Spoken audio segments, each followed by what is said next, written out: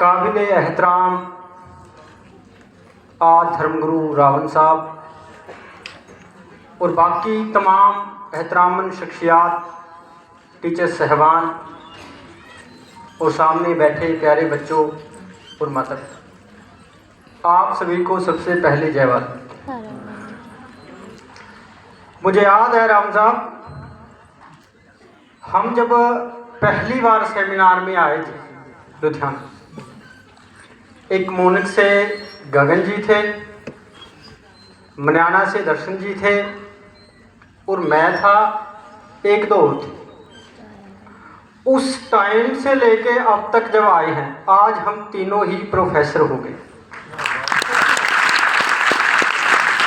और आपके लिए ये मुबारकबाद है कि मेरी अभी पहले तो 3 साल पहले ज्वाइनिंग हो चुकी थी, लेकिन जैसे सर ने बताया कि केस है कोर्ट में चला गया था, लेकिन अभी फ़िलहाल 2024 में 28 सितंबर को मेरी पोस्टिंग हुई है regular as a assistant professor in department of mathematics. और जो इसका श्रेय है ये आदर्श मंच को। तो थोड़ी सी बात करूंगा, वैसे तो आदत होती है टीचर को ज़्यादा बोलने की, लेकिन मैं कोशिश करूंगा कि मैथ से रिलेटेड ज़्यादा बात करूँ। मैं बात शुरू करता हूँ कि जो हमारे बच्चों को मुश्किलात पेश आती है तो 2 कारणों से आती है। एक तो आपके अंदर टैलेंट होता है भी आप कर सकते हो हर चीज़, मगर आपके पास दिशा नहीं होती। एक एवरेज बच्चा होता है लेकिन कर जाता है। आपके पास टैलेंट भी है, काबिलियत भी है और उसी फील्ड में आपके पास विजन भी है मैंने कि उस मिशन के अंदर जाना है, वहाँ बात नॉर्मल। जब आपके पास काबिलियत होती है लेकिन डायरेक्शन नहीं होती, तब जितनी मुश्किलात आती हैं, मेरे ख्याल से वो आप सभी में मेरे को भी आई। मैं बात शुरू करता हूँ, जब मैं +1 में मैंने एडमिशन लिया तो मेरे को यही मुश्किल आई कि मैंने नॉन मेडिकल लेनी है, कॉमर्स लेना है, वोकेशनल लेनी है या आर्ट्स लेनी है। मैं 1 महीना एडमिशन से पहले तो इसी उठपटक में रहा। पहले कहा कि मैंने नॉन मेडिकल में एडमिशन ले लिया, तो फिर बाद में कहा कि आगे इसमें क्या स्कोप है, क्योंकि गाइडेंस की कमी थी। तो उसके बाद फिर मैंने कॉमर्स में ली +1 +2 में। लेकिन बात ये रही कि मैंने साथ में एक मैथमेटिक्स रखा। हालांकि कॉमर्स अपने आप में मुश्किल सब्जेक्ट है, उसके अंदर एक अकाउंटेंसी सब्जेक्ट होता है, लेकिन फिर भी मैंने साथ में क्या रखा, मैथ रखा भी चलो इसको कर लेते हैं। तो उसके बाद जब +1 +2 के बाद BA में गया, बिना गाइडेंस के फिर वही दिक्कत आई कि मैंने बीकॉम करनी है या आर्ट्स करनी है या आर्ट्स विद मैथ करनी है। टीचरों के पास जाते गाइडेंस प्रॉपर मिलती नहीं थी।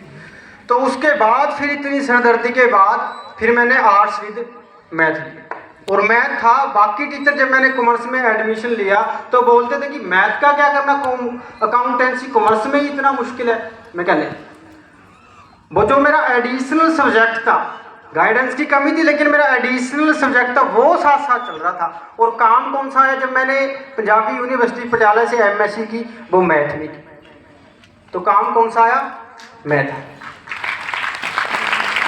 अब 2 बातें की, एक नई बात बोल रहा हूँ, ये सबने नोट करनी है। पहले भी मैंने सेमिनार में 1-2 बार बोला था, ये बोला था कि जिसके पास मैथ है कि क्या प्रॉब्लम आ रही है कि उसके लिए। लेकिन आज बोल रहा हूँ कि जो न्यू एजुकेशन पॉलिसी आई है, मैं आपको बता देना चाहता हूँ कि जब मैंने MSc की या मैंने ग्रेजुएशन की आर्ट्स विद मैथ के साथ, BA में 1 साल में 6 मैथ होते थे। 1 सेमेस्टर में कितने होते थे, 3। और 3 साल में कितने बन गए मैथ, 18।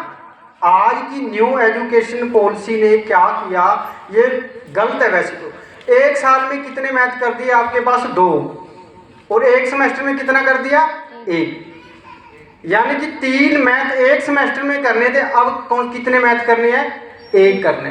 जो बात कहने का मतलब है, आप सब में जो +1 +2 में एडमिशन लेना चाहते हैं, मैथ कंपलसरी कर दो।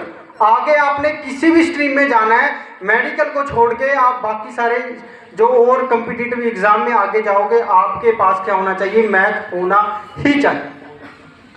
आगे ग्रेजुएशन में भी ये कर दिया, 3 मैथ होते थे कि आपके पास एक मैथ है, वो भी ऑप्शन में कर दिया कि सेकंड सेमेस्टर में आप जाओगे तो एक मैथ छोड़ सकती है तो बुराई।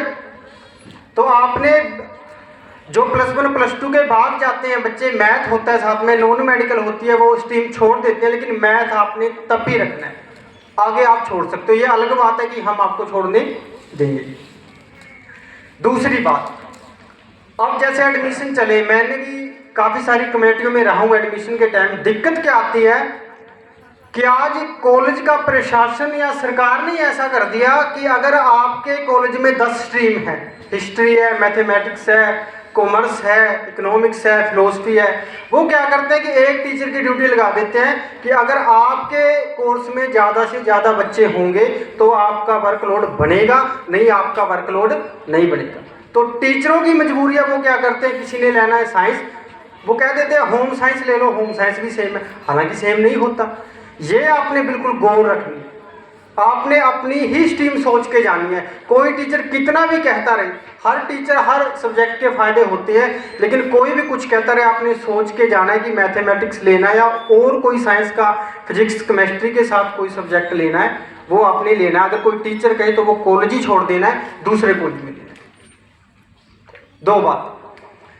तीसरी बात, हमें लगता है कि मैथमेटिक्स मुश्किल है, मगर मुश्किल नहीं। मुश्किल कहाँ तक है, सिर्फ हमारे इरादों में, हमारे मन में मुश्किल है। जब हम ठान लेते हैं कि करना है तो वो मुश्किल रहता ही नहीं।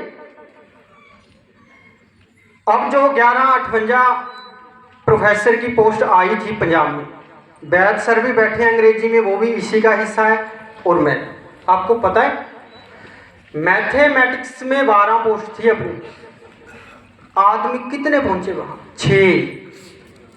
6 पोस्ट मैथ की खाली गई। और ये जो असिस्टेंट प्रोफेसर की भर्ती आई थी 25 साल बाद आई थी पंजाब के अंदर। यही हाल फिजिक्स में है, पोस्टें 10 हैं, हमारे आदमी कितने जा रहे हैं, 5। यही इंग्लिश में होगी, लेकिन जितने भी कॉमर्स मतलब साइंस के सब्जेक्ट हैं उसमें अपना वैल्यू पूरा ही नहीं होगा। बात रोजगार की है ना, अगर आपने शुरू में रोजगार भी चाहिए, शिक्षा भी, तो मैं कहता हूं कि आप मुश्किल रास्ता चुनो, मुश्किल सब्जेक्ट चुनो। हालांकि होता नहीं है, मैं सिर्फ कह रहा हूं क्योंकि हमें बताया गया कि मुश्किल है। यकीन मानिए, मुश्किल रास्ते, मुश्किल काम आपकी जिंदगी को आसान बना देती हैं बहुत। मैंने बीएड की भी नहीं थी, ट्यूशन की ऑफर आ गई कि आपको 10,000 दे देंगे, 20,000 देंगे, सिर्फ 2 लेक्चर लो, कभी मैंने ट्यूशन नहीं लगाया। एमएससी के जस्ट बाद मेरा नेट क्लियर हो गया, 24 साल में मैं प्रोफेसर बन गया था। 10-15 दिन तो ये कहने में लग गया था जो प्रिंसिपल सर थे कि ये स्टूडेंट नहीं है, ये टीचर है। मुझे बड़ा गुस्सा आता था, लेकिन बाद में एहसास हुआ कि कम उम्र में लग जाना ये भी तो कितनी बड़ी खूबी है ना। ये सारा श्रेय इस मंच का। जैसे एडवोकेट सर जो फर्स्ट बोल के गए कि इतना पढ़ो कि जरूरत ही ना पड़े रिजर्वेशन की, लेकिन मैं कहता हूं अगर अपनी हमारी पोस्ट 10 आए, बंदे कितने हो हमारे 100, तो मेरिट अपने आप ऊपर जाएगी या नहीं जाएगी। हरियाणा में कई पोस्ट आई हैं जो हमारी एससी की जो कट ऑफ है, अगर उनकी 90 जाती है तो हमारी 2 नंबर ज़्यादा ही चली गई। क्यों? क्योंकि पढ़े लिखे ज़्यादा हो गए। तो मैं इस बात में कहना चाहता हूं कि अभी तो ये शुरुआत है, ये होगा। सुनो ऐ समंदर की शौख लहरों, हवाएं ठहरी हैं जरा तुम भी ठहरो।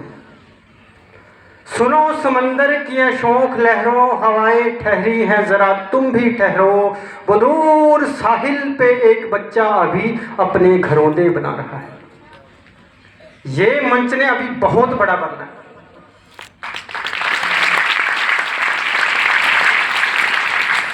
एक गीत था हिंदी फिल्म में कि मेरे महबूब मेरे गम अपनी आंखों के आंसू मुझे दे दो। आज हम इस मंच कह रहा है, ये रावण साहब कह रहे हैं कि आप अपनी आंखों के आंसू भी और आप अपनी आंखें हमें दो, हम आपको ख्वाब देंगे। आज से एक मिशन है, एक ख्वाब है, एक एहसास है। जैसे वो बच्ची बोल के गई ना कि मेरा जब एडमिशन हुआ तो कह रहे थे कि ये कहाँ से आ गई रिजर्वेशन वाली, अच्छे कॉलेज में कहाँ से आ गई। मैं कहता हूँ आदर्श सेमिनार लेबोरेटरी है।